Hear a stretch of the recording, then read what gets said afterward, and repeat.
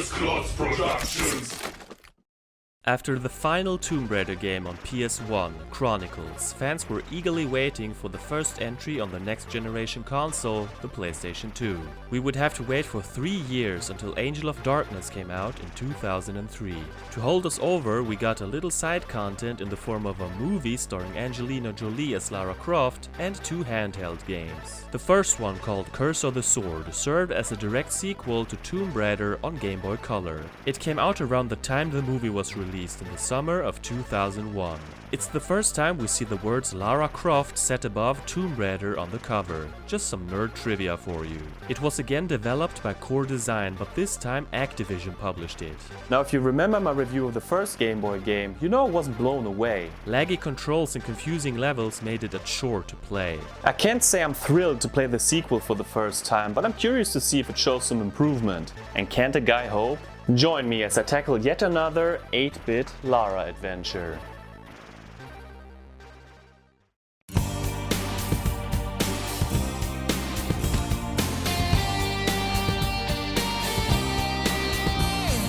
GFrom, the gamer, the legend, he's come to show you the way in this world of games. GFrom reviews. Remember how the first GBC title had this amazing beat on the title screen? Taking my time to perfect the kill, and I still got love for the pill. It's the LARA. We're off to a good start. Check this out.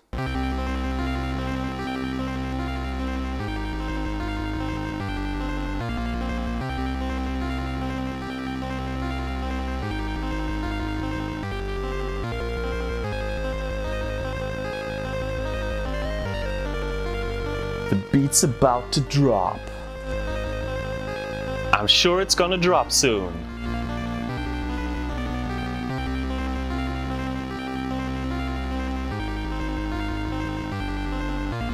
It won't drop, won't it? The beat never drops.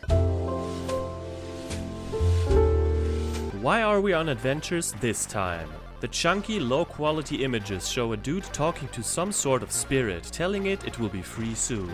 Then we switch to Lara in New York. She and her friend Jane, whoever the hell that is, are staring vacantly at a golden sword in a museum. Jane says she found it in a shipwreck in Florida. Out of nowhere, boom, an explosion, and a bunch of guys come crashing down and steal the sword. Thieves! Instead of calling the cops, Lara makes it her personal mission to get the sword back. That belongs in a museum. Yeah, so the first level is appropriately called Museum, and it takes that whole past thing to heart, because this looks like a replica of the last game. In fact, I don't think they changed much at all, gameplay-wise. The controls are identical and her moveset has stayed the same. I don't want to repeat myself, so if you missed my first review, you can go back and watch it if you want to bone up on the basics. Pun intended. The menu looks identical too. Lara doesn't have her guns, by the way. Oh boy, we're defenseless. It didn't take long for me to discover the first improvement. After we pull a switch, we actually get to see what it does. Like here, the monkey bars appear. That's such a relief. One constant cause for confusion was that we never really knew what the switches were doing before. Goodbye to that guessing game. Plus it shows us where we're able to push A, a nifty feature. Already I'm liking the setting more than virtually anything from TR1 GBC. The different rooms look more distinct. In the basement we activate a generator to restore power to an elevator. This causes the wires to electrify. It's a matter of timing to get past the zippy parts, but it shouldn't be a problem. Inside the elevator we just press up or down depending on where we're headed. Oh, hello there, Mr. Guard. I don't want any trouble, so I'll just let you stand there. Forever. I'll kill you with courtesy. Okay, so this statue needs a shield. On the second floor we find a key which is used right below. Man, I love how the guards just stare at her in a fit of rage. Lara doesn't appreciate being stared at, however, so punishment it is. In case you wondered, yes, the save crystals are back once again with all its pros and cons. Mostly cons. Only cons.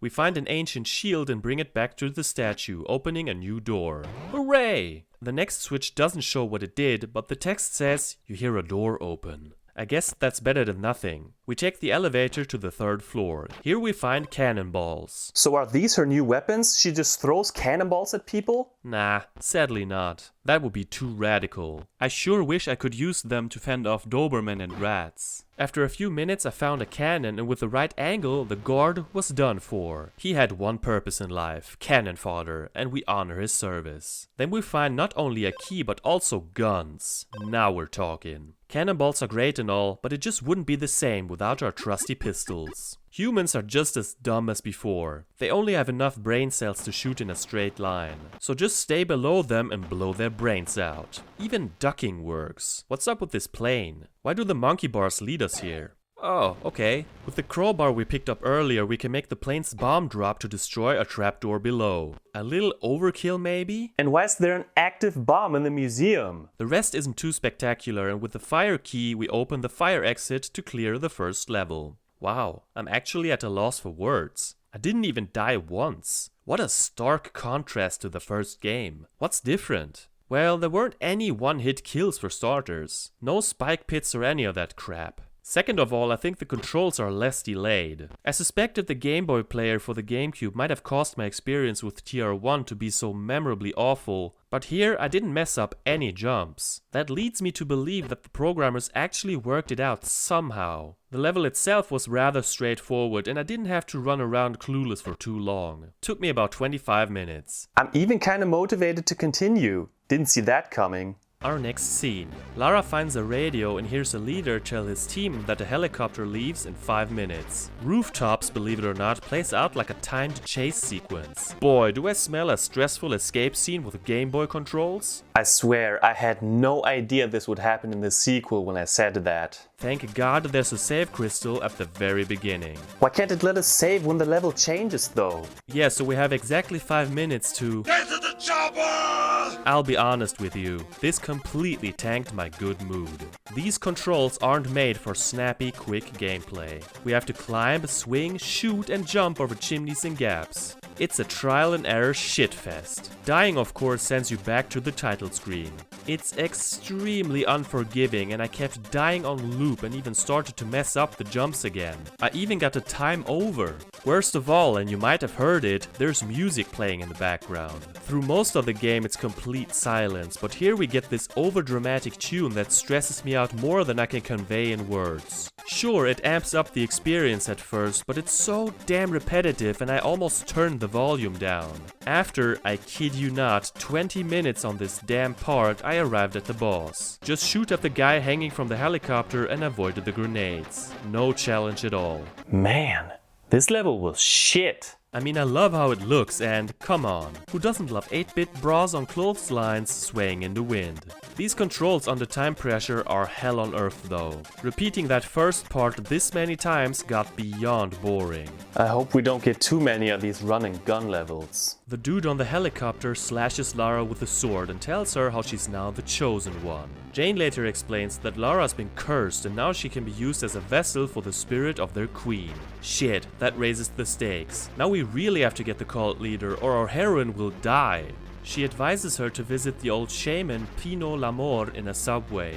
Hopefully he can help her. The next level is called Subway, and first order of business, I'm desperately looking for a save crystal. Give me just a hit of that sweet save. I really don't want to do Rooftops again. Long story short, after picking up a fuse and dealing with a bunch of rats and 2 bad guys, I had to walk through spikes before I found a crystal after about 3 minutes. Phew. Don't need that kind of stress and uncertainty in my life, man. Similar to the main games, you don't get hurt by spikes if you walk through them slowly. A really nice moment is when you see a train pass by through the exit to track 2. It's a wreck of a place with broken trains and falling rocks. And of course, it's full of garbage. Feels even more filthy than Aldwych. I'm afraid she'll catch a disease. What the hell? Falling boulders while I'm on a ladder? Yeah, better react fast and backflip or call it quits and let go. This one is quite the sprawler. We run back and forth between different parts separated by doors. We've got to find 4 fuses to go on. This door leads us to another sector. Here, the almighty spike pits return. This time, however, you can just drop down and walk through them patiently as opposed to jumping over them. Oh, $1. Wait, what? Do we have to pay for something again? Can I buy a cola, please? 0 sugar. Nope. A train ticket? Like in Aldwych? Once again, murder is totally fine, but you have to pay for your ticket, man. That moral compass of hers is remarkable. You could say her mental gymnastics are a lot more impressive than anything she does physically. With the ticket, this door opens. Look how she kicks the little can. The attention to detail is stunning. Electrified tracks hinder our progress. It's nothing a switch or falling boulders couldn't fix. Man, what's that noise? It's a generator. Ah, shit, she didn't jump.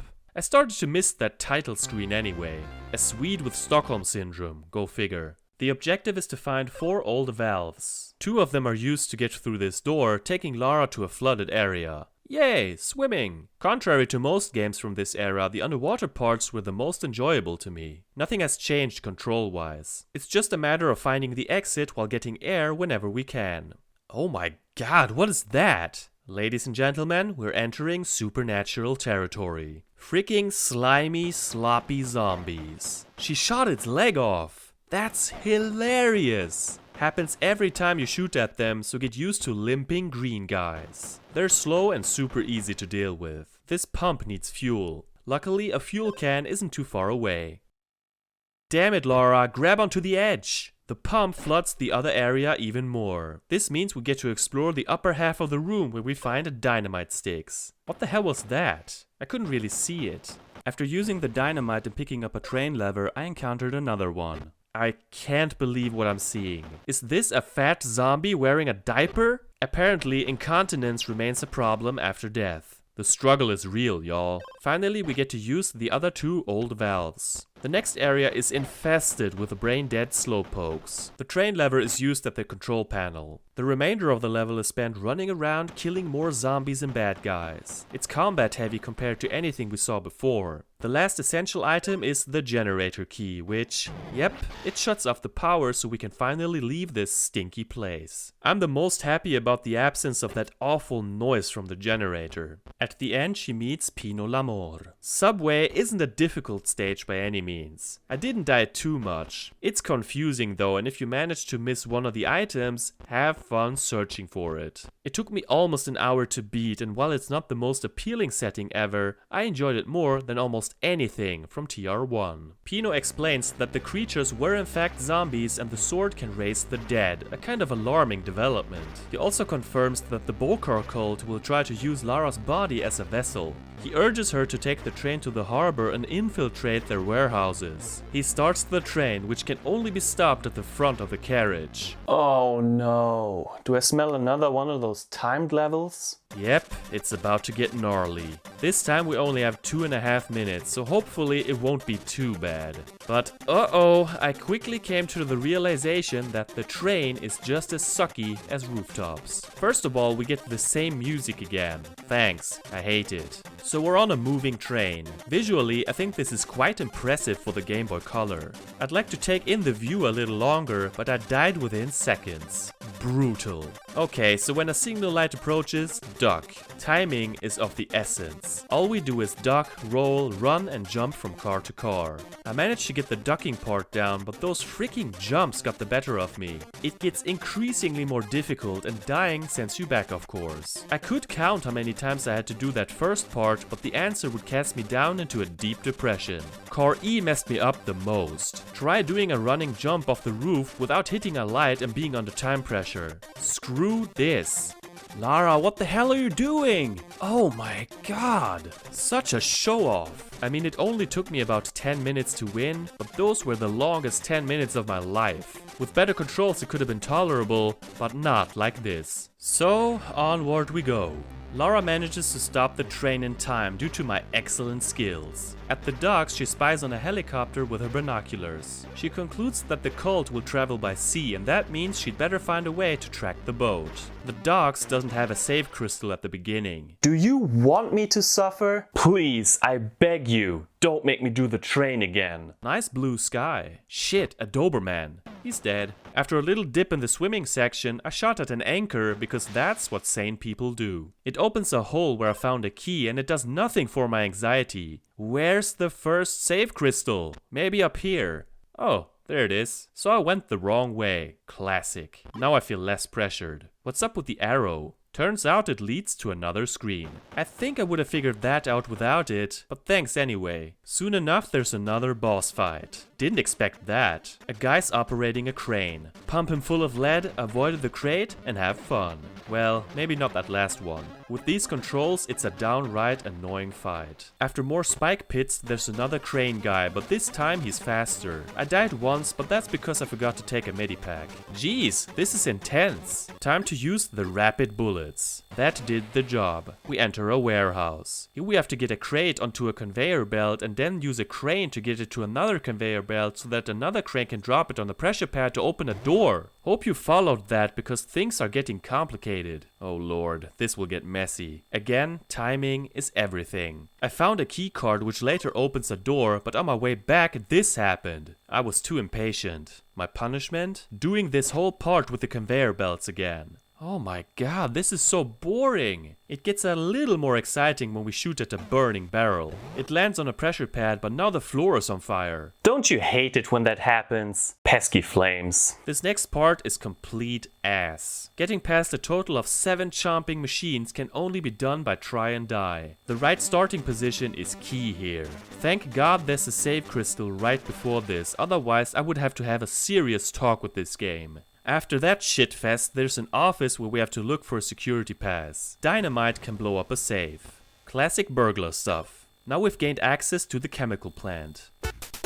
The only thing we do here for now is turn on sprinklers, and thus the flames are extinguished, just like my hopes and dreams. This time there are a series of offices and we need to find several bits of a safe code, another security pass, the chemical plant key and an empty battery. Just press A at every opportunity. Sometimes we need to use a computer to open a door. It's a little mazy and almost feels like a point-and-click detective adventure. Back at the chemical plant there are more electrical wires on the ceiling. What's this? A first aid station? I mean, I've got more than enough medipacks, but oh well. It can be used an infinite amount of times. It's needed here though, because Lara has to run through a room filled with poison gas. Pink and deadly. A machine is used to start exhaust fans to blow gas from that first room into another one. Let's jump for that ladder. What? No! Oh my god, no, no, no! This can't be happening. Tell me it's a bad dream. I have to start all the way back there? I don't even know what I have to repeat.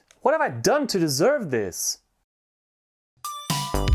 Okay, it was quote-unquote only 6 minutes worth of gameplay, but boy did that time crawl by. This time before doing that jump, I went all the way back to that last save crystal. So tedious, why can't there be more of them? I botched the jump again, but I had enough energy to survive. Another sprint through gas and holy crap! I kinda feel sorry for that green uber zombie suffocating. Pounding machines. Of course they squashed me. Twice. That's what they're there for. Better not roll but walk slowly. After pounders come double pounders. Here rolling is better. The toxic goo from caverns returns. During the remainder of the level we need to find empty batteries until we get a total of 6. There are several charging stations, but each of them can only charge 1 battery. It makes no mechanical sense, but it makes a lot of sense if you're trying to pad out a level. It felt like TR1 all over again. It's such a labyrinth and it takes forever to get anywhere. The last part is a freaking maze if I've ever seen one. So many doors, ladders, twists and turns. The coolest part is seeing the zombies being trapped and tortured. Sadistic, I know, but my pity from before has worn off. I thought the level was over, but there's one more thing. Lara gets to control a mini-sub. That's kinda neat and I didn't expect that. Avoiding the underwater mines is a bitch, but what are you gonna do? It's a short section, so I won't nag about it.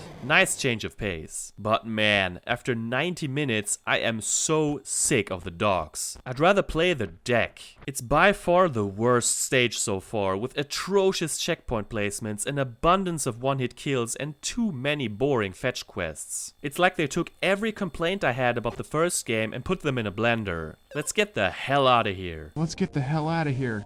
Let's go. Lara manages to place the tracking device on the hull of the boat. At Teterboro Airport, Jane tells Lara that they traced the cult back to the Backlund Islands in the Caribbean. It was once a prison island, so yay! Miss Croft takes a little plane to the island, but she gets hit by a missile.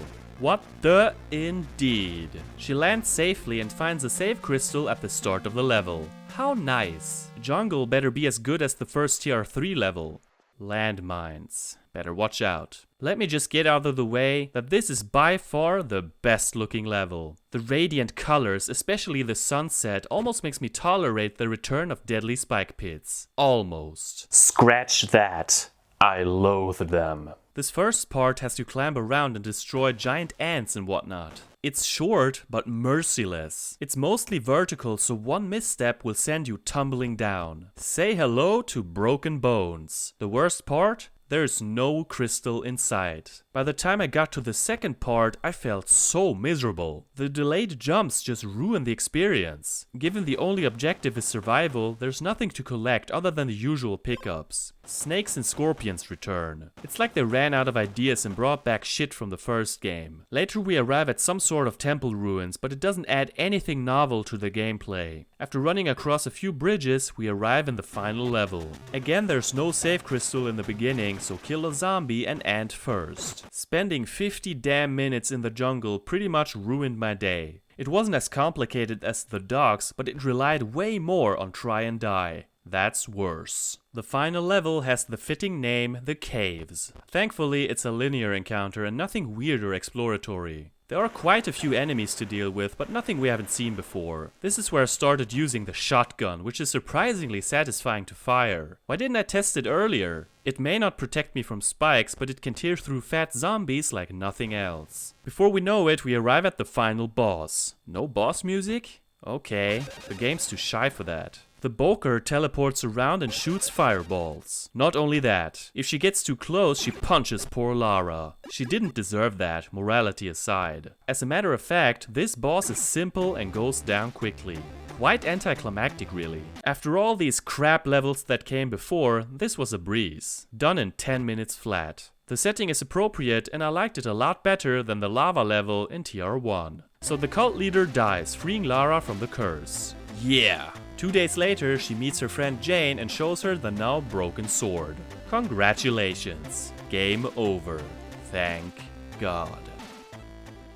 Let's wrap this up. Tomb Raider Curse of the Sword feels more like a level pack than an actual sequel. Some might make the same arguments for the PS1 games, but here you really can't tell the difference between the two. It's a copy-paste for the gameplay, items and moveset. The heavy bullets have been replaced with the shotgun, but other than that, there's really nothing new. It's a bit more user-friendly, given that you're shown where you need to push A. The learning curve is a lot better though. The first level is actually pleasant, coming from the exhausting experience I had with TR1. But those timed stages, man, I hate them. These controls are not made for fast gameplay. They're set up for the wrong genre, namely puzzle platformers. There'll always be someone who tells you it's super easy and you just have to get good. Skill issue! But I won't pretend my experience was anything like that. The lack of save crystals just bugs the hell out of me. With this many insta-deaths, in the later stages, it's just torture to replay the same sections on loop. Other than that, it isn't that hard. You'll rarely die because of the wimpy enemies and the generous health pickups. Visually, it offers more variety this time around. Even though I'm not a fan of every setting, I recognize that everything doesn't look identical. The attention to detail is stunning, from water dripping off a ceiling to fans spinning in the background. They did a truly fantastic job with the hardware available. It's one of the best looking games on the console for sure, but you could say the same for the prequel. In terms of audio, I can't say much new either. One huge upgrade for me is that you actually hear Lara's footsteps this time around. The complete silence of the first game made me question if I even existed, so I'm happy to know I'm alive and well. And thank God there are no squeaky bats. I don't need those bastards in my life. The little jingles in the beginning of every stage are nice, and I once again dig the title track. Too bad there's no beat though. I was so ready to bust some sick rhymes. The music on the timed stages add tension, but I can't stand to listen to them for too long. Stresses me out. Of the games I've reviewed so far, I'm placing it slightly above the first one, but that doesn't mean much. It's still not a good game in my opinion. So overall, my verdict is this. If you disliked TR1 on Game Boy Color, it's more than likely that you won't be happy with this one either, as it's basically the same deal. A small subset of Tomb Raider fans might find it interesting, but most will turn off the game after a few minutes. Everyone else should skip it entirely, I think.